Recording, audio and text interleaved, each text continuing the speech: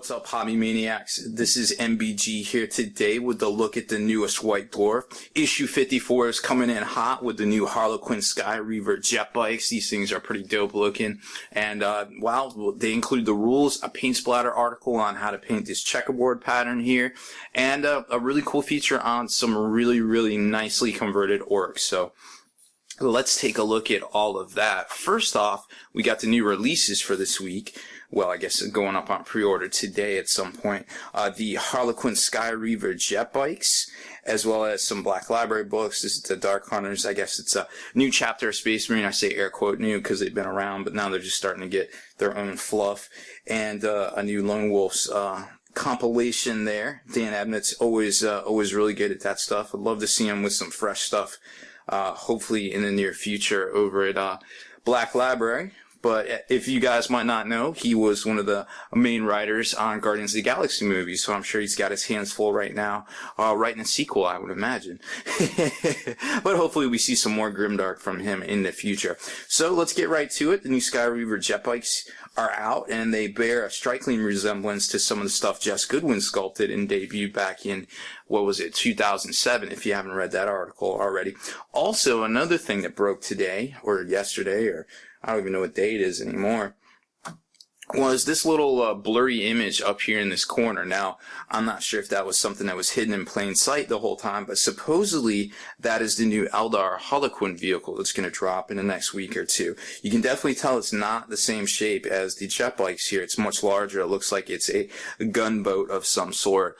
So it also resembles some artwork that was in a photo on the back of the instruction manual for the Harlequin box, which we're going to get to, and that video unboxing should be dropping either before or after this video, so definitely look for that, and we'll show that one off as well. But once you compare the two side by side, it's very obvious that those are probably the same conceptual vehicle, if not a new release here in the near future.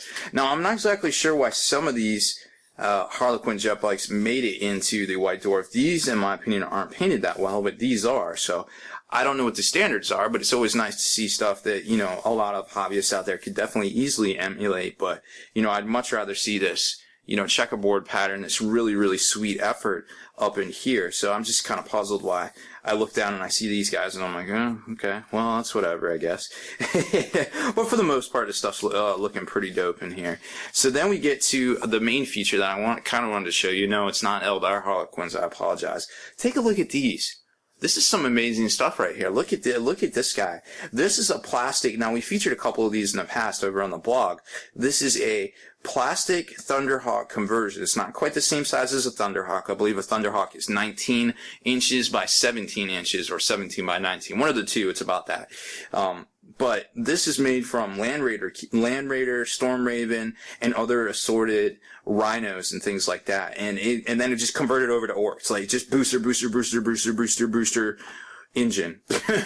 Amazing stuff. And if that doesn't blow you away right there, look at this guy in the back corner. Now, we featured him in the blog, too. That particular model, I believe, was done at a Games Workshop store, and there's a close-up of him. So, pretty amazing stuff coming out of White Dwarf. It's really cool to see features like this. This is the kind of stuff I want to see.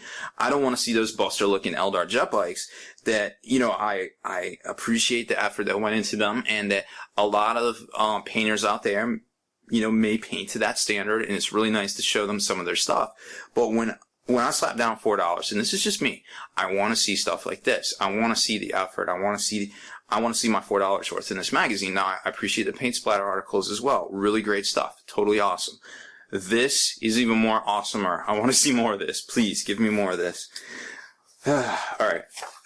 Tangent over. So, the new Harlequin Troop is out this week. We're doing an unboxing of that. If it hasn't dropped already, definitely look for that. Pretty cool colors in here. I really like what they did with the color schemes. The sprues and glue article. Now, this is a double header, a hobby double header for White Dwarf. You got the sprues and glue, and then there's a paint splatter as well. We don't see that often, and that's really cool.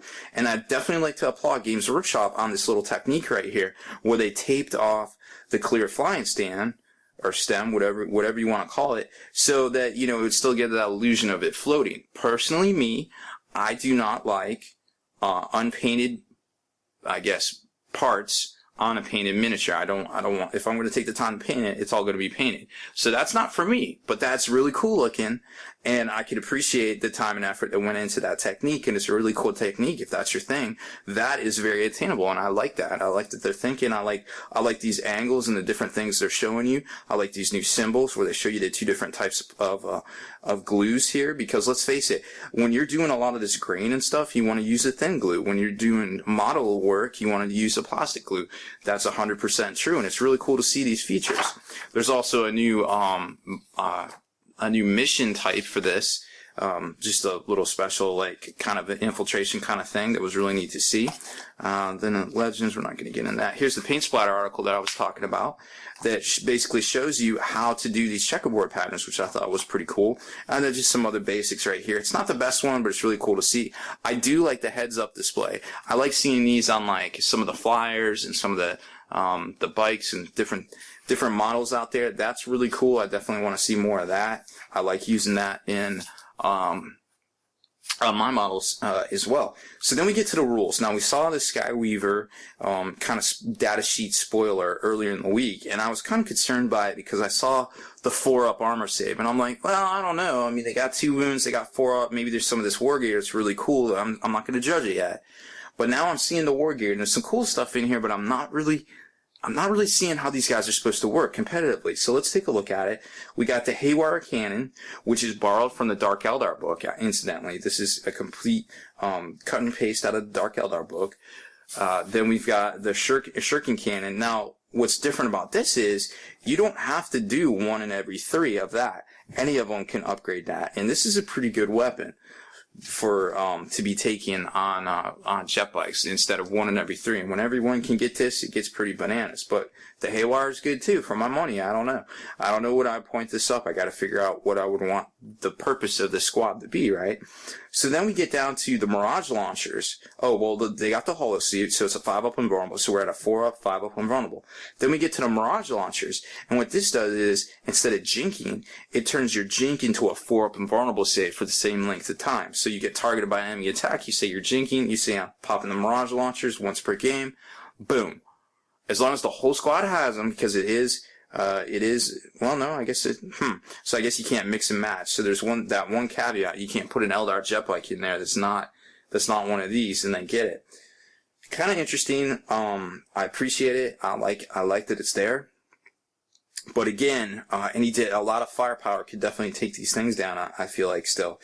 Then you get the 4-up armor save. This is just basically saying that it's set to Eldar jet bike. It has a 4-up save and their toughness 4. Okay, cool, thank you. And it gives it the Shuriken Cannon stock.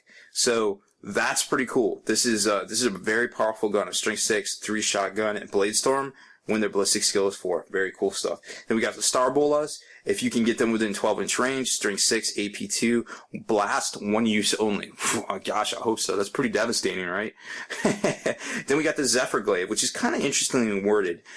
So it works similar to the laser lances that the Shining Spears have. So it's +1 strength on a charge or user when it's not on a charge. But remember, strength 3, furious charge, +1.